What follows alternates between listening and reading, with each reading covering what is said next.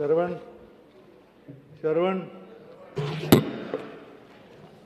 ಸನ್ಮಾನ್ಯ ಸಭಾಪತಿಗಳೇ, ಚಿಕ್ಕ ಗುರುತಿನ ಪ್ರಶ್ನೆ ಸಂಖ್ಯೆ 1482 ಮಾನ್ಯ ಗೃಹ ಸಚಿವರಲ್ಲಿ ಕೇಳಲಿಕ್ಕೆ ಬಯಸ್ತಾ ಇದ್ದೀನಿ. ಮಾನ್ಯ ಸಭಾಪತಿಗಳೇ, ಉತ್ತರಗಳನ್ನು ಒದಗಿಸಲಾಗಿದೆ. ಸಭಾಪತಿಗಳೇ, ಉತ್ತರವನ್ನು ಸಚಿವರು ಕೊಟ್ಟಿದ್ದಾರೆ. ಬಹುಶಃ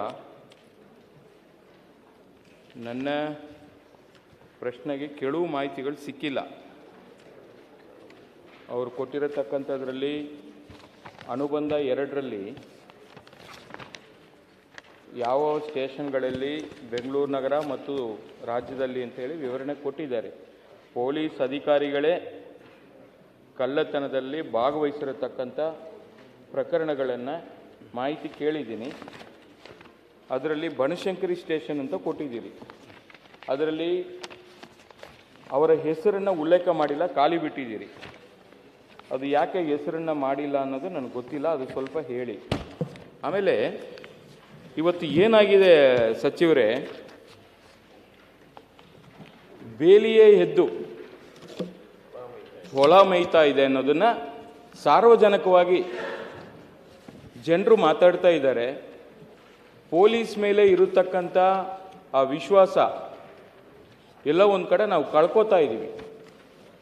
ಹಲವಾರು ಘಟನೆಗಳನ್ನು ಇತ್ತೀಚಿನ ದಿನಗಳಲ್ಲಿ ನಡೆದಿರತಕ್ಕಂಥದ್ದನ್ನು ತಾವು 3 ವರ್ಷದ್ದು ಕೊಟ್ಟಿದ್ದೀರಿ. ನಾನೆಲ್ಲವನ್ನು ಕೂಡ ನೋಡ್ತಾ ಇದ್ದೆ. ಯಾಕೆಂದರೆ ಇವತ್ತು ಕಳ್ಳತನ ಮತ್ತು ದರೋಡೆ ಈ ಪ್ರಕರಣ ಸೇರಿದಂತೆ ಪೊಲೀಸವರೇ ಭಾಗಿಯಾಗಿರತಕ್ಕಂಥದ್ದನ್ನು ಭಾಳಷ್ಟು ನಾವು ನೋಡಿದ್ದೀವಿ. ನಮ್ಮ ಸಮಾಜ ಎಲ್ಲಿಗೆ ಹೋಗ್ತಾ ಇದೆ? ಇವತ್ತು ಕಳವಳಕಾರಿಯಾಗಿ ಇದನ್ನು ನಾವು ಭಾಳ ನೋವಿನಿಂದ ಹೇಳ್ತಾ ಇದ್ದೀನಿ. ಬಹುಶಃ ಏನ್ ಮಾಡ್ಬೇಕು ಹೇಳಿ, ಪ್ರಶ್ನೆ ಕೇಳಿ. ರಕ್ಷಕರು ಭಕ್ಷಕರಾಗ್ತಾ ಇದ್ದಾರೆ. ತಾವು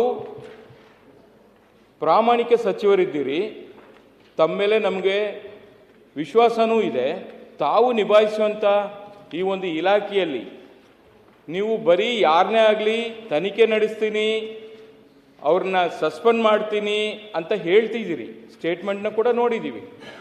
ಜೊತೆಗೆ ಸಸ್ಪೆಂಡ್ ಅಲ್ಲ, ಅವ್ರ ಸರ್ವೀಸಿಂದನೇ ವಜಾ ಮಾಡಬೇಕು ಅಂತ ಕಾನೂನನ್ನು ತನ್ನಿ. ಯಾಕೆಂದರೆ ಇವತ್ತು ಭಾಳ ಕಡೆ ಪೊಲೀಸ್ನವರು ಅವರ ಡ್ಯೂಟಿ ಮಾಡ್ತಾ ಇಲ್ಲ, ಅವರ ಕರ್ತವ್ಯವನ್ನು ಸರಿಯಾದ ರೀತಿಯಲ್ಲಿ ನಿಭಾಯಿಸ್ತಾ ಇಲ್ಲ. ತಾವು ಏನೇನು ಚುರುಕು ಮೂಡಿಸುವಂಥ ಕೆಲಸ ತಾವೆಲ್ಲ ಮಾಡ್ತಾ ಇದ್ದೀರಿ. ತಮ್ಮನ್ನು ನಾನು ಅಪ್ರಿಷಿಯೇಟ್ ಮಾಡ್ತೀನಿ, ಇಲ್ಲ ಅಂತ ಅಲ್ಲ. ಆದರೆ ಇದು ಇನ್ನಷ್ಟು ಬಿಗಿ ಆಗಬೇಕು. ರಾಜ್ಯದಲ್ಲಿ ಹೆಚ್ಚೆಚ್ಚು ಆಗ್ತಾ ಇದೆ.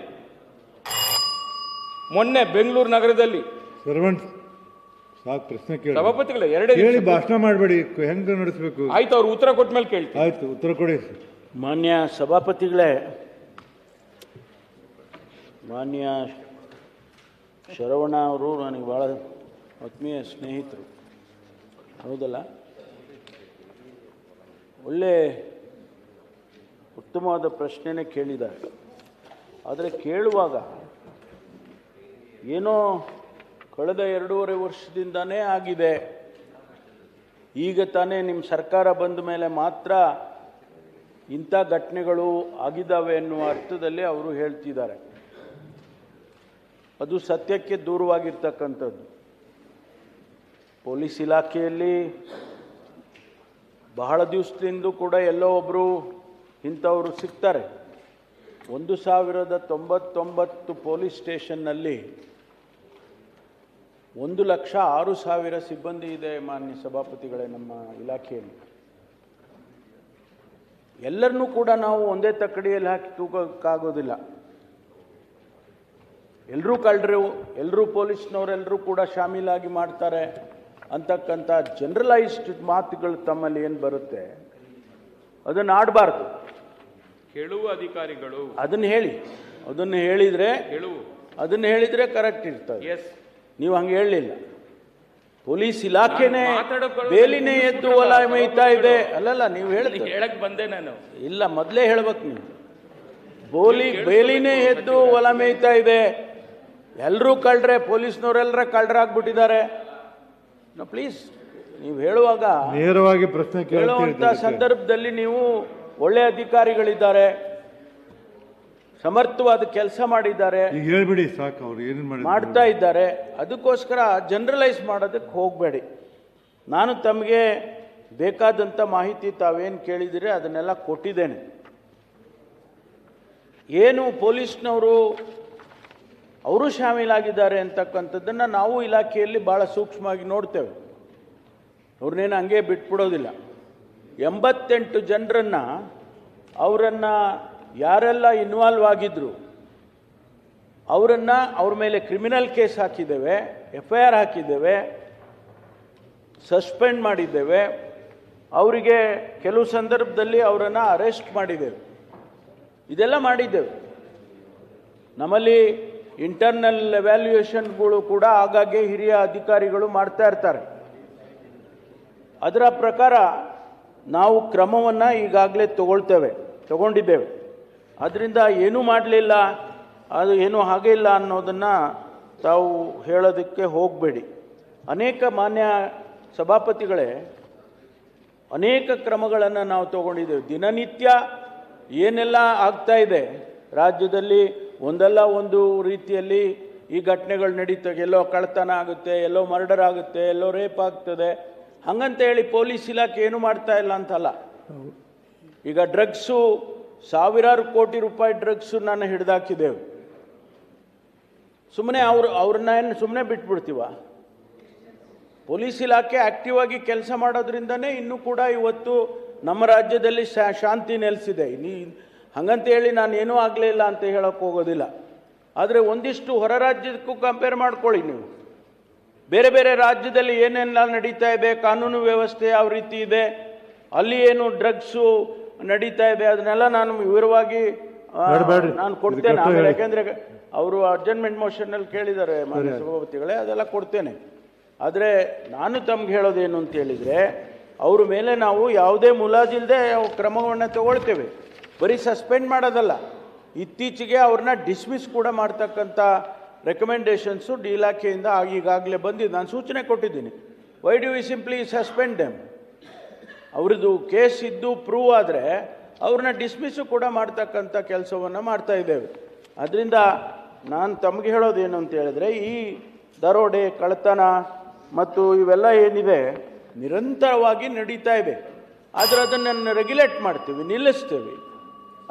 ಅದು ನಿರಂತರವಾದ ಪ್ರಕ್ರಿಯೆ. ಅದು it will not stop. As long as there are the incidents like this, we will definitely act. ಅದರಿಂದ ತಮಗೆ ಬಹುಶಃ ಏನು ಅದ್ಯಾರೋ ಹೆಸರು ಹೇಳಲಿಲ್ಲ ಅಂದ್ರಿ, ಅನುಬಂಧದಲ್ಲಿ ಕೊಟ್ಟಿದ್ದೇನೆ ನಾನು, ಎಲ್ಲ ಸ್ಟೇಷನ್ದು ಕೊಟ್ಟಿದ್ದೇನೆ. ಅದೇನೋ ಬಿಟ್ಟಿರ್ಬೋದು, ಅದನ್ನು ಕೊಡ್ತೇನೆ ತಮಗೆ. ಎಲ್ಲ ಸ್ಟೇಷನ್ದು ಕೊಟ್ಟಿದ್ದೇನೆ, ತಾವು ಕೇಳಿರ್ತಕ್ಕಂಥ ಅದನ್ನು ಕೊಡ್ತೇನೆ ನಾನು. ನೀವು ನಮ್ಮನ್ನ ಕೂತ್ಕೊಳ್ಳಿ ಇಂದ್ರಿ, ನಾನು ಮಾತಾಡಕ್ ಹೋಗೋಷ್ಟೊಳಗೆ ಕೊಟ್ಬಿಡ್ತೀನಿ, ಆಮೇಲೆ ನಾನು ಕೇಳ್ಬಿಡ್ತೀನಿ. ಪ್ರಾಮಾಣಿಕ ಅಧಿಕಾರಿಗಳು ನಮ್ಮ ರಾಜ್ಯದಲ್ಲಿ ಬಹಳಷ್ಟು ಜನ ಇದ್ದಾರೆ. ಕೆಳುವ ಅಧಿಕಾರಿಗಳಿಂದ ಈ ಘಟನೆ ಸಮಾಜ ತಲೆ ತಗ್ಗಿಸುವಂತ ಕೆಲಸ ಆಗ್ತಾ ಇದೆ ಅಂತ ಹೇಳಿ ನಾನು ಹೇಳಲಿಕ್ಕೆ ಬಯಸ್ತಾ ಇದ್ದೀನಿ. ಒಂದು. ಎರಡನೇದು, ಸಚಿವರೇ, ತಾವು ಕೊಟ್ಟಿರತಕ್ಕಂಥ ಈ ಒಂದು ರಿಪೋರ್ಟ್ ಏನಿದೆ, ಈ ಒಂದು ಬಾಕಿ ತನಿಖೆಯಲ್ಲಿರತಕ್ಕಂಥ ಪ್ರಕರಣಗಳು ಅಂತ ತಾವು ಕೊಟ್ಟಿದ್ದೀರಿ. 2023, 24, 25 3 ವರ್ಷದ್ದು ಕೊಟ್ಟಿದ್ದೀರಿ. ಅದರಲ್ಲಿ 24ಅಲ್ಲಿ ನೋಡಿ, ಸಾಮಾನ್ಯ ಕಳ್ಳತನ ಅಂತ ಇದೆ, 7459 ಪ್ರಕರಣಗಳು ಈ ವರ್ಷದ್ದು. ಇಷ್ಟುವರೆಗೂ ಇನ್ನೂ ತನಿಖೆಯಲ್ಲಿದೆ ಅಂತ ಕೊಟ್ಟಿದ್ದೀರಿ. ಬಟ್ ಈ ವರ್ಷದ್ದು 7,500 ದೊಡ್ಡ ಮಟ್ಟದಲ್ಲಾಗಿದೆ. ಈ ಪ್ರಕರಣಗಳು ಜಾಸ್ತಿ ಆಗ್ತಾ ಇರೋದನ್ನ ನಾವು ನಿಮ್ಮ ರಿಪೋರ್ಟಲ್ಲಿ ನಾವು ಅರ್ಥ ಮಾಡ್ಕೊಂಡಿದ್ದೀವಿ. ಅದರಿಂದ ತಾವು ಏನು ಕ್ರಮ ವಹಿಸ್ತಿದ್ದೀರಿ ನಮಗೆ ನಂಬಿಕೆ ಇದೆ, ಇಲ್ಲ ಅಂತಲ್ಲ. ಅದನ್ನು ಇನ್ನಷ್ಟು ಈ ಥರ ಘಟನೆಗಳು ಮರುಕಳಿಸದೇ ಇರತಕ್ಕಂಥ ಒಂದು ಕಾನೂನನ್ನು ತರಬೇಕು. ಮತ್ತೆ ಸಸ್ಪೆಂಡ್ ಮಾಡೋದು, ಮತ್ತೆ ಅವರು ಮೆಮೊ ಕೊಡೋದು, ಮತ್ತೆ ಡ್ಯೂಟಿಗೆ ಬರೋದು, ಅದು ಆಗಬಾರ್ದು. ತಪ್ಪು ಯಾರಾಗಿದ್ರು ಕೂಡ ಅವ್ರಿಗೆ ಕಠಿಣವಾದ ಶಿಕ್ಷೆ ಆಗಬೇಕು ಅನ್ನೋದು ನನ್ನ ಉದ್ದೇಶ. ಆ ಕಳಕಳೆಯಿಂದ ಈ ಪ್ರಶ್ನೆನ ಕೇಳಿದ್ದೀನಿ. ನನಗೆ ಭಾಳಷ್ಟು ದೂರುಗಳು ಬಂದಿದೆ. ನಿಮಗೆ ಬೇಕಾದ್ರೆ ವಿತ್ತು ಪ್ರಕರಣ ಇದರಲ್ಲಿ ಇಲ್ದಿರತಕ್ಕಂಥದ್ದು ನೀವೇನು ತೋರಿಸಿದ್ದೀರಿ ರಿಪೋರ್ಟು, ಇದರಲ್ಲಿ ಇಲ್ದಿರತಕ್ಕಂಥದ್ದು ಬಹಳಷ್ಟು ಪ್ರಕರಣಗಳು ಬಂದಿದೆ ನನ್ನ ಗಮನಕ್ಕೆ. ಅದನ್ನು ನಿಮ್ಗೊಂದು ಪತ್ರನೇ ಕೊಡ್ತೀನಿ, ನಾನು ಎಲ್ಲ ವಿತ್ತು ಪ್ರೂಫ್ ಕೊಡ್ತೀನಿ. ತಾವು ಏನು ಕ್ರಮ ವಹಿಸ್ತೀರ ಅನ್ನೋದೇ ನಾನು ಕಾದು ನೋಡ್ತೀನಿ. ಆಗ್ಬೋದು ಮಾನ್ಯ ಸಭಾಪತಿಗಳೇ, ಅವ್ರು ಕಳಿಸ್ಕೊಟ್ರೆ ಅದಕ್ಕೆ ಕ್ರಮ ತಗೊಳ್ಳಿ. ರೈಟ್. ಪಿ ಎಚ್ ಪೂಜಾರ್ ಉಪಮುಖ್ಯಮಂತ್ರಿಗಳು.